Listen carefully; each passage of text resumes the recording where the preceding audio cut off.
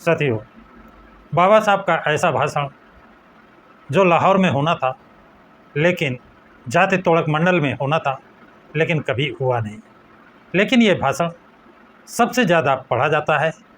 इस भाषण पर छपी किताबें सबसे ज़्यादा बिक रही हैं।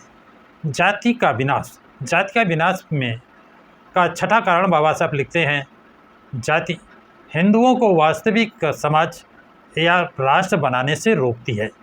इसके उन्होंने 7 कारण बताए हैं। 7 कारणों में पहला कारण बताते हैं, जाति की परिणति यानी विकार युक्त आर्थिक दक्षता में नहीं होती। जाति नस्ल में सुधार नहीं ला सकती। जाति नस्ल में सुधार नहीं ला सकती, न सुधार ला पाई है। जाति ने सिर्फ एक काम किया है, इसने हिंदुओं को पूर्णतः असंगठित और नैतिक शक्ति से शून्य बना दिया है। यानी उनको हिंदुओं को संगठित नहीं होने दिया और नैतिक रूप से शून्य कर दिया है।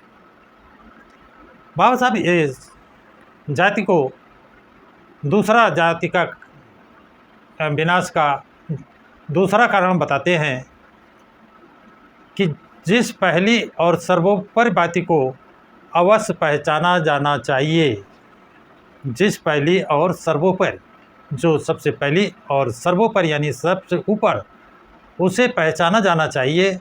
और वो यह है कि हिंदू समाज एक मिथक मीन्स का प्रयोग है, एक कहानी जैसे लिखते हैं या कथा लिखते हैं, और अक्सर अमानवीय अलौकिक प्राणियों या घटनाओं से संबंधित होती है। मिथक यानी मनचाही घटना बना दी जाती है। स्वयं हिंदू नाम विदेशी है। बाबा साहब कहते हैं, हिंदू नाम स्वयं विदेशी है। मुसलमानों ने यहाँ के हिंदुओं को ये नाम दिया था। यानी हिंदू नाम किसने दिया है? यहाँ के मुसलमानों ने, ताकि उनकी अपनी अलग पहचान बन सके। किनकी? हिंदुओं की अलग और मुसलमानों की अलग पहचान बन सके। मुस्लिम आक्रमण के पहले किसी भी संस्कृत ग्रंथ में यह नाम नहीं मिलता। कौन सा नाम? हिंदू। कब? मुस्लिम आक्रमणों से पहले किसी भी संस्कृत ग्रंथ में ये नाम यानी हिंदू नाम नहीं मिलता है। आप आगे कहते हो, उन्हें एक सामान्य नाम की ज़रूरत ही महसूस नहीं हुई, क्योंकि उन्हें एक समुदाय का गठन होने की प्रतीत यकीन या विश्वास ही नहीं था। अपने आप में हिंदू समाज का अस्तित्व नहीं है। यह जातियों का एक समुच्चय, वस्तुओं का सुपरिभाषित संग्रह मात्र है। प्रत्येक जाति को अपने अस्तित्व का एहसास है। यानी प्रत्येक जाति को अपने अस्तित्व का एहसास है। उसके अस्तित्व का एकमात्र उद्देश्य यह है कि वो बनी रहे, यानी उसकी जाति बनी रहे, यही उसका सबसे बड़ा अस्तित्व है। जातियों के संघ का गठन जी नहीं हुआ है। जातियों के संघ का गठन भी नहीं हुआ है जब तक हिंदू मुस्लिम दंगा ना हो। बहुत बड़ी बात कह रहे हैं बाबा साहब। जब तक हिंदू मुस्लिम दंगा ना हो, एक जाति में यह एहसास तक पैदा नहीं होता कि वह दूसरी जातियों से संबंध है। दंगे को छोड़कर अन्य सभी अवसरों पर प्रत्येक जाति अपने को दूसरी जातियों से अलग दिखने और रहने का प्रयास करती है। अब इसका जो तीसरा कारण बाबा साहब लिखते हैं, कौन? जाति हिंदुओं के वास्तविक समाज या राष्ट्र बनाने से रोकती है। इसका तीसरा कारण जो बाबा साहब लिखते हैं वो है समाजशास्त्री जिसे कहते हैं प्रचार की चेतना। उसका हिंदुओं में बहुत अभाव है।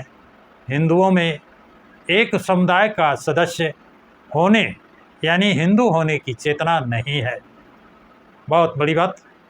हिंदुओं में एक समुदाय का सदस्य होने यानी हिंदू होने की चेतना नहीं है। प्रत्येक हिंदू में जिस चेतना का अस्तित्व है वह किसी खास जाति का होने की चेतना है। यानी हिंदू होने की चेतना नहीं है, उन्हें जाति महत्व है, जाति का होने का फला जाति के है, एक नहीं, दो नहीं, हज़ारों जातियां हैं, उन जातियों का होने की चेतना है। इसी वजह से ये कहा जा सकता है कि हिंदू ना ही एक समाज है और ना ही एक राष्ट्र है। जैसे किसी मुस्लिम से पूछिए तो वो कौन हो, तो कहेगा मैं मुसलमान हूँ। सिख से पूछिए मैं सरदार हूँ। इसी तरह किसी हिंदू से पूछिए तो हिंदू नहीं कहेगा, अपनी जात बताएगा, मैं ब्राह्मण हूँ, मैं क्षत्रिय हूँ, मैं वैश्य, मैं शूद्र हूँ, फिर उसकी उपजातियाँ बताएगा। तो वहाँ पर मुसलमान होने का एक चेतना है, यहाँ पर हिंदू होने की चेतना नहीं है, यहाँ जाति की चेतना है। यहाँ हिंदू होने का कब, जब हिंदू मुस्लिम दंगा झगड़ा होता है तब आता है। अब इसका जाति हिंदुओं के वास्तविक समाज का राष्ट्र बनने से रोकती है।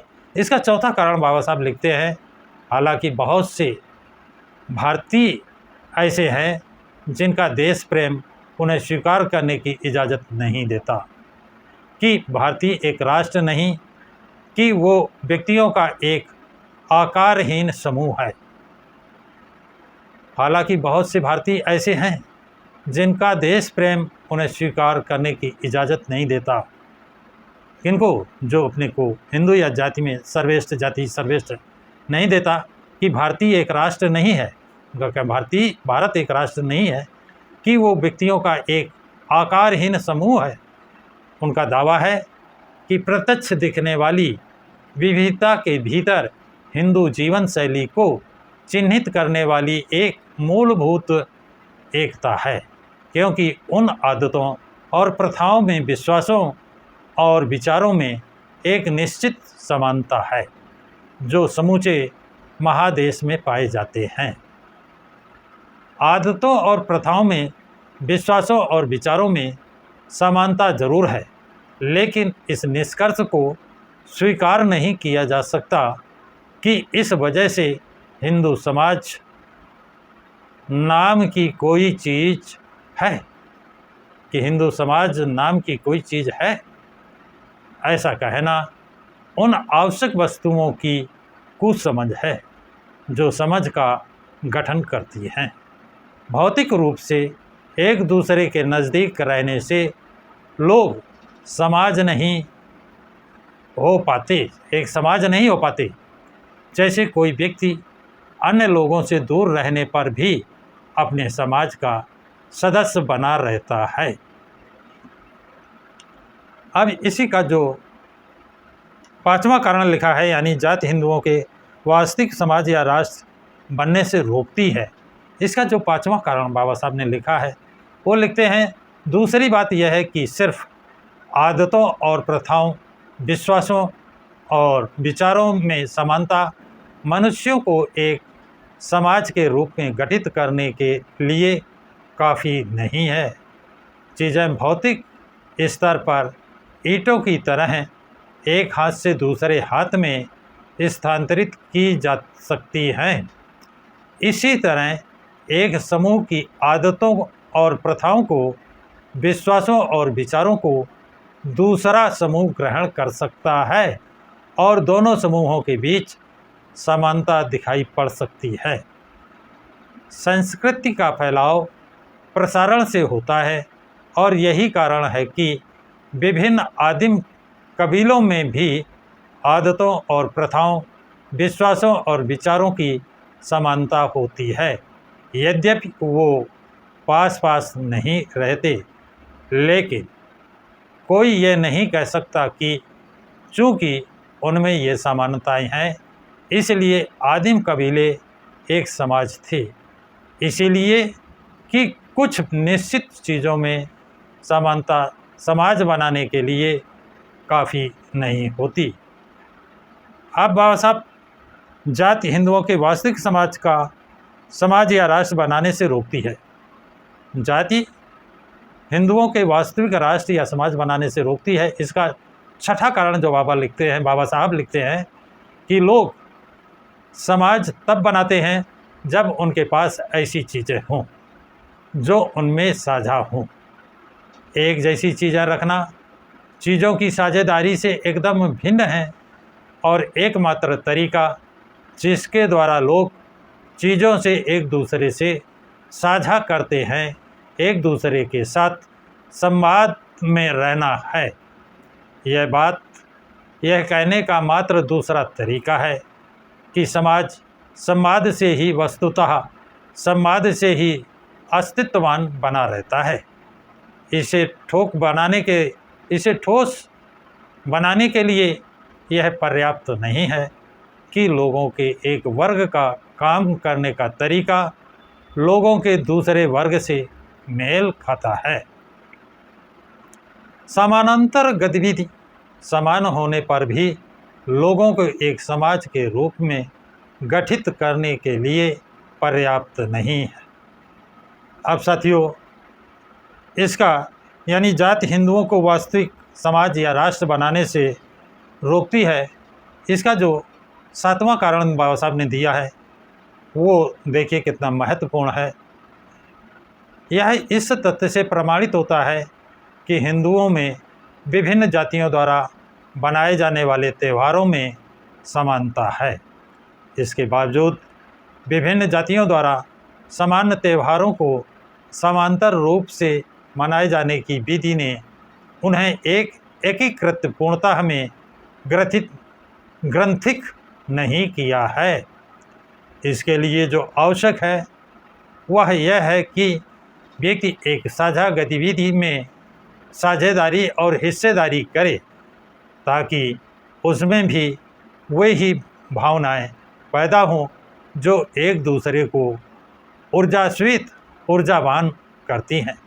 यानी त्यौहार हैं लेकिन मनाएंगे अलग अलग, एक साथ नहीं। व्यक्ति को एक साझा गतिविधि में साझेदारी या अंशधारी बनाना, ताकि उसे महसूस हो कि उस गतिविधि की सफलता उसकी अपनी सफलता है और उस गतिविधि की विफलता उसकी अपनी विफलता। यही वो असली चीज़ है जो लोगों को एक दूसरे से बांधती है और उन्हें एक समाज बनाती है। जाति व्यवस्था साझा गतिविधियों को रोकती है और साझा गतिविधियों को रोककर इसने हिंदुओं को एक समाज बनाने से रोका है, जिसका एकबद्ध संगठित विज्ञान हो, जिसमें अपने होने की चेतना हो, तभी एक समाज बन सकता है। तो साथियों, आज की ये जानकारी आप लोगों को कैसी लगी? कमेंट्स बॉक्स में कमेंट्स ज़रूर लिखें कि जाति हिंदुओं को वास्तविक समाज या राष्ट्र बनाने से रोकती है। इस पर आपकी क्या राय है? जो ये 7 बिंदुओं पर बाबा साहब डॉक्टर भीमराव अंबेडकर ने 7 बिंदु दिए हैं जिसकी ये जातियाँ रोकती हैं समाज बनाने से, राष्ट्र बनाने से, आपकी क्या राय है? अपनी राय कमेंट्स बॉक्स में ज़रूर लिखें तथा वीडियो को अधिक से अधिक लाइक और शेयर करें। प्रकाश की राह चैनल को सब्सक्राइब करें।